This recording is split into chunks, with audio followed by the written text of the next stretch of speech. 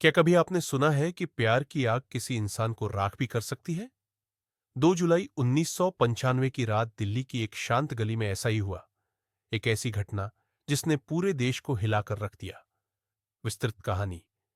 नैना साहनी, एक महत्वाकांक्षी युवा महिला, और सुशील शर्मा, एक प्रभावशाली नेता, दोनों ही दिल्ली के राजनीतिक गलियारों में मशहूर थे। उनकी मुलाकातें हुईं, प्यार हुआ और उन्होंने शादी कर ली।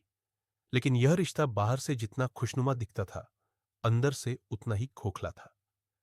सुशील नैना के बढ़ते फेम और सोशल मेलजोल से इनसिक्योर महसूस करने लगा। उसे शक था कि नैना के किसी और के साथ रिश्ता है। 2 जुलाई 1995 की वह काली रात, जब नैना किसी से फोन पर बात कर रही थी, सुशील के लिए नाबर्दाश्त हो गई। गुस्से में आपा खोकर उसने अपनी लाइसेंसी रिवॉल्वर से नैना पर 3 गोलियां दाग दी, जिससे नैना की मौके पर ही मौत हो गई। अब सुशील के सामने सबसे बड़ी चुनौती थी सबूतों को मिटाना। उसने नैना की लाश को ठिकाने लगाने के लिए एक भयानक योजना बनाई। वो शव को अपने दोस्त के ढाबे में ले गया, जिसका नाम बगिया था। वहां उसने शव को छोटे छोटे टुकड़ों में काटा और फिर उन्हें तंदूर में जलाने की कोशिश की। ढाबे के मैनेजर केशव कुमार ने धुआं उठते देखा और पुलिस को सूचना दी। पुलिस ने मौके पर पहुंचकर अधजली लाश बरामद की और सुशील को गिरफ्तार कर लिया।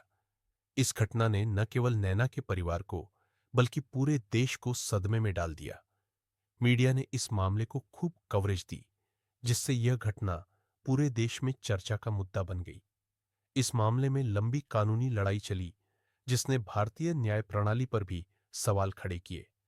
अब यह केस सवाल उठाता है कि क्या नैना साहनी और सुशील शर्मा का रिश्ता इतना खोखला था कि हत्या तक बात पहुंच गई?